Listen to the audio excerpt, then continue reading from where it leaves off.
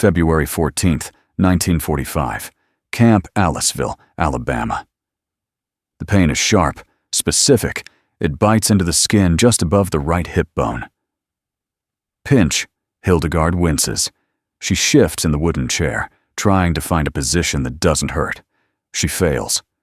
Every time she sits, the waistband of her gray Luftwaffe auxiliary skirt acts like a garrote, slicing into her midsection. Hildegard is 20 years old. 6 months ago, she was a jagged collection of elbows and knees, a scarecrow figure manning a searchlight in Essen. Now, she sits in the sterile, white-walled waiting room of the camp infirmary. She is terrified. She looks at her hands. They are puffy. She touches her face. It feels round, swollen. It is the dropsy, she thinks.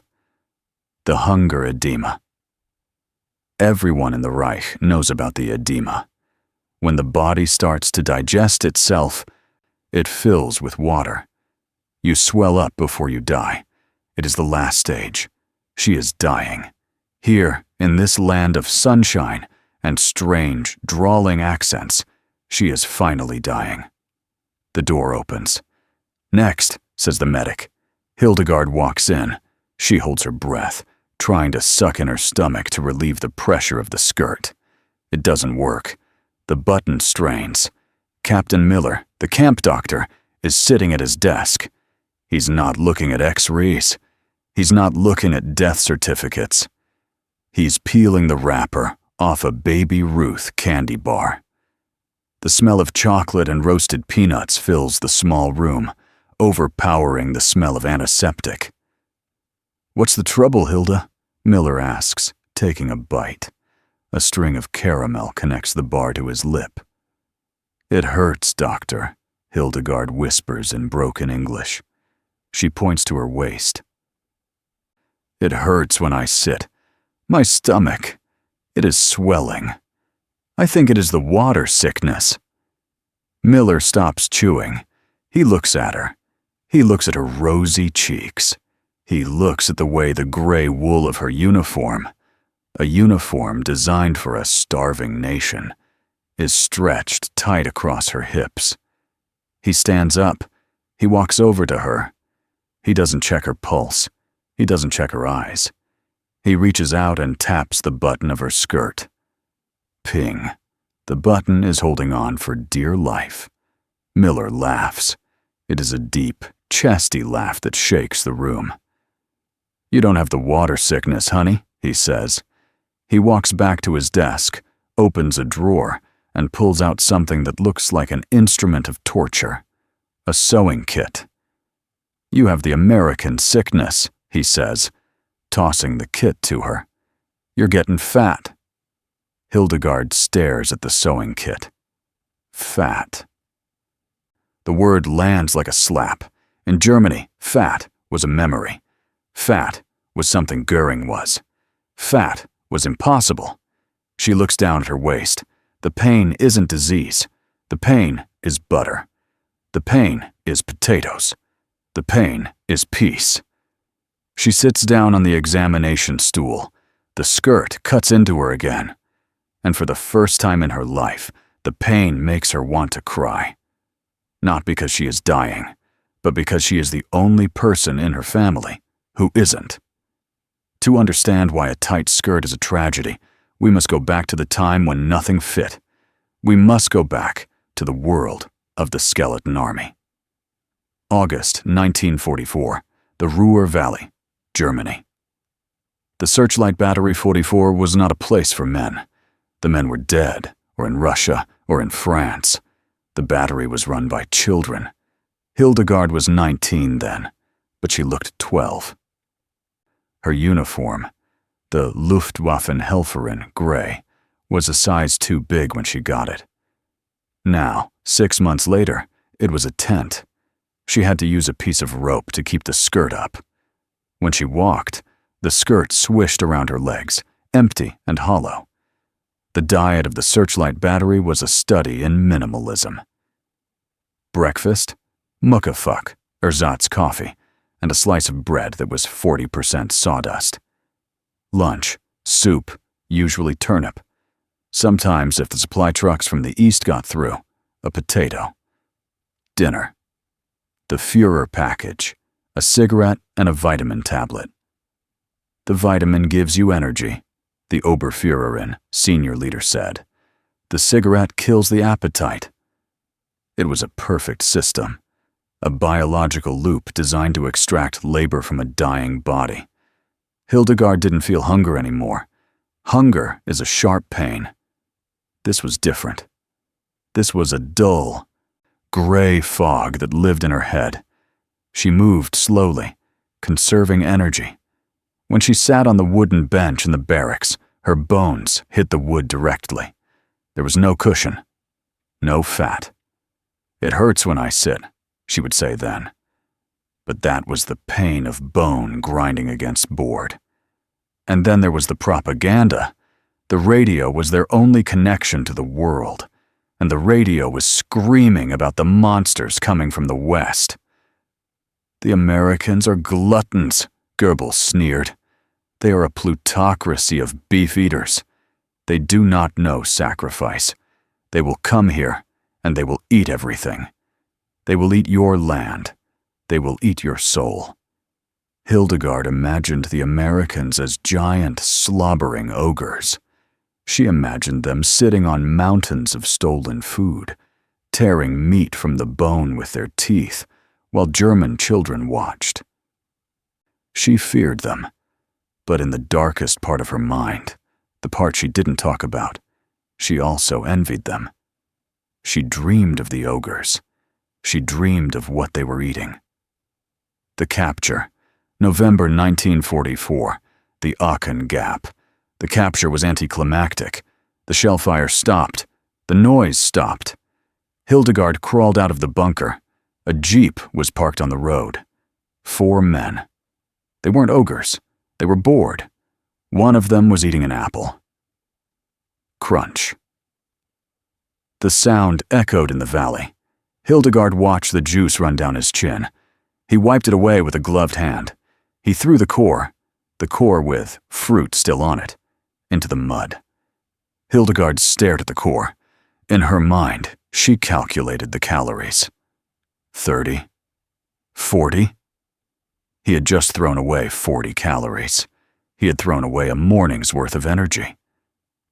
That was the moment the weapon was fired. Not a bullet. An apple core. It hit her harder than shrapnel. It told her, instantly and undeniably, that the war was lost. You cannot win against people who throw away food. Camp Aliceville, Alabama, January 1945. The train ride to the camp was a hallucination. Hildegard sat on the plush velvet seat. She touched it. Soft. She leaned her head back against the cushion. Soft. Everything in America was soft. The seats, the suspension of the trucks, the toilet paper. In Germany, the toilet paper was abrasive, wood pulp sheets. Here, it was white tissue. But the real shock was the mess hall. Hildegard walked into the large wooden building. It smelled of grease. Not the rancid machine grease of the flak towers, but animal grease. Bacon grease. It hung in the air, heavy and intoxicating. She took a metal tray. The serving line was a conveyor belt of excess, a scoop of yellow powder, scrambled eggs, a slab of pink meat, ham, a mound of white fluff, potatoes, a ladle of brown liquid, gravy, and the bread, the white, crustless clouds of Wonder Bread. Hildegard sat down. The tray was heavy. She looked at the food. Panic set in. It is too much. Her stomach, shrunken to the size of a tennis ball, clenched in protest. "Eat!" Helga, the girl next to her, whispered. "Eat before they take it back. It is a trick. They will film us eating, then take it away." Hildegard picked up a fork. She took a bite of the eggs. They were salty. Oily. Her mouth flooded. She swallowed. The food hit her stomach like a lead weight. She felt dizzy. The rush of blood to the digestive system, a system that had been dormant for months, made her lightheaded. She ate the ham. It required chewing. Real muscle fibers. She ate the bread. It dissolved into sugar. She ate until she was in physical pain. Her stomach was distended. It pushed against her ribs. She looked down at her tray. She had only eaten half. She looked around. A guard was walking by. He carried a garbage can. "Finished, ladies." He stopped at the table. He picked up a tray from a girl who had left her potatoes. Bang. He hit the tray against the side of the can. The potatoes fell into the trash. Hildegard gasped. The sound was physical. Bang. More food. Bang. More. She stared into the can. It was a slurry of discarded energy. She wanted to dive into it. She wanted to scoop it out with her hands. "Do you know what that is?" She wanted to scream. "That is life. That is my mother's life. That is my brother's life." But she said nothing. She sat there, full to the point of nausea, watching the ritual of waste. The show was over, but the tell was just beginning. This was how they broke you. They didn't beat you. They fed you until you burst, and then they showed you how little it mattered to them. You were fighting for crumbs. They were fighting for leftovers. The transformation. Weeks passed. The biological machine is efficient. Given fuel, it rebuilds. Hildegard's body began to change. First, the gray pallor vanished. Her skin turned pink. Then the hair. It stopped falling out. It grew shiny. Then the padding. It happened slowly. Then all at once. The daily intake of 3,000 to 4,000 calories. Eggs, milk, beef, chocolate, peanut butter had nowhere to go. Hildegard wasn't marching. She wasn't manning a searchlight. She was sitting in a barracks, sewing, reading, and learning English. The energy stored itself. The anchor object, the skirt. It started with the blouse. One morning, Hildegard buttoned her uniform blouse. The fabric pulled tight across her chest. Did it shrink in the wash? She wanted to know. She tugged at it. No, the fabric was the same. She was different. She looked in the small mirror. Her collarbones, once sharp ridges that could hold a cup of water, were gone. They were buried under a layer of soft flesh. Then the skirt. The rope she used as a belt was no longer needed. The waistband, which used to hang 3 inches from her skin, now touched it. A week later, it hugged it. A week after that, it squeezed it. The ice cream social. The tipping point was the ice cream. Sunday afternoon. The camp commander announced a social, ice cream. Hildegard had heard of it. Frozen custard. She stood in line. The scoop was round. Perfect. Vanilla. She licked it. It was cold. Sweet. Creamy.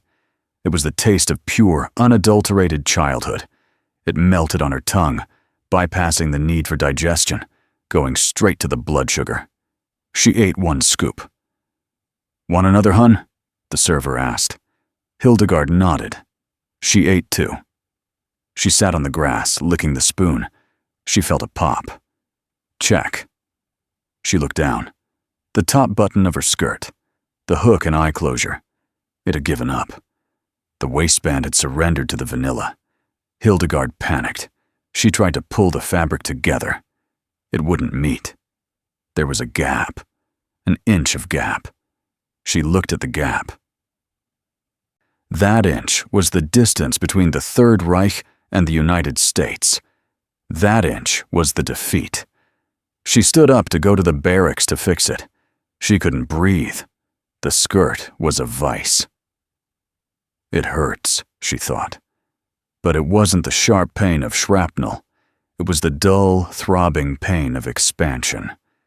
She walked back to her bunk, holding her skirt up with her hand, because it would not button. She felt heavy. Not heavy with burden, heavy with matter. She was becoming substantial. She was becoming American. Try 1945. The letter from home arrived. Hildegard sat on her bed, her soft, comfortable bed, and opened it. Her mother's handwriting was shaky. "We are boiling the wallpaper," the letter said. "To get the starch from the glue, it makes a soup.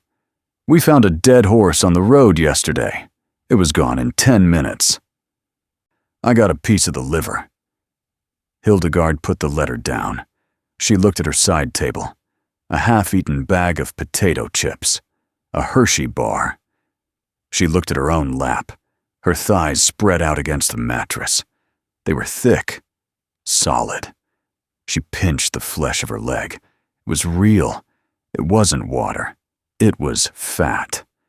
She was wearing the calories that could have saved her mother. This was the shift. The gratitude turned into self-loathing. She felt like a traitor. Every time she ate, she felt she was stealing from her family. But she couldn't stop. The food was there. It was everywhere. And the hunger, the deep, cellular memory of hunger, pushed her to eat. "Eat now," the lizard brain said. Winter is coming. But winter never came in Alabama. Only more spring. Only more ham. She tried to alter her uniform. She sat with the sewing kit Captain Miller gave her. She cut the side seams of the skirt. She added a panel of fabric, an old gray sock she cut up. It was a patch, a badge of shame. The fat patch. She sewed it in. The skirt fit again. But the patch was visible. Every time she walked, the patch flashed. It said, "I am eating." It said, "I am failing my people." She went to the camp fence. She looked out at the Alabama woods. She saw a squirrel. In Germany, we would eat that, she thought. Here, the Americans fed peanuts to the squirrels. She watched a guard toss a peanut to the rodent. She touched her patched skirt. She realized she was the squirrel. She was the pet. Fattened up. Tamed. She wasn't a soldier anymore. You can't be a soldier with a 26-inch waist that used to be a 22. The war had left her body. June 1946. Repatriation. The day came to leave. Hildegard packed her bag. She put on her uniform. It was tight again. Even with the patch. She had grown another size. She looked in the mirror. The girl who stared back was a stranger. Round cheeks, bright eyes, strong arms. She looked healthy. She looked like a dairymaid from a propaganda poster, but she was a prisoner returning to a graveyard. She walked to the gate. Sergeant Miller, no relation to the doctor, was there. "Going home, Hilda?" "Yes, Sergeant." "Gonna miss the chow?" Hildegard looked at him. "I will miss." She paused. She touched the waistband of her skirt. It was digging in, leaving a red mark she knew would itch later. "I will miss the pain," she said. He looked confused. "The pain?" "The pain of sitting," she said. "The pain of having too much." The legacy. To Luftwaffe. Munich. Hildegard is 81. She's sitting in her living room. The furniture is heavy, German oak. The chairs are cushioned, thick velvet cushions. She sits down. She sighs. She reaches for a cookie on the table, a butter cookie. She eats it. She looks at her waist. She is soft. She has been soft for 60 years. She never went back to the skeleton army. After the war, during the famine of 47, she survived because she had the American Reserve. The fat she stored in Alabama kept her alive when there was no bread in Munich. The tight skirt saved her life. She opens a drawer in the sidebar. Inside, wrapped in tissue paper, is a gray scrap of wool. The patch. The fat patch from her skirt. She touches it. It is rough. It is the only souvenir she kept. She doesn't keep medals. She keeps the patch. Because it reminds her of the strangest weapon of the war, the weapon that didn't kill her, the weapon that made it hurt to sit, the weapon of mercy. Over 370,000 German POWs were held in the United States. They were fed the same rations as American soldiers, 3,500 plus calories a day. When they returned to Germany, many were unrecognizable to their families because of their health. The American sickness was the only illness in the war with a 0% mortality rate.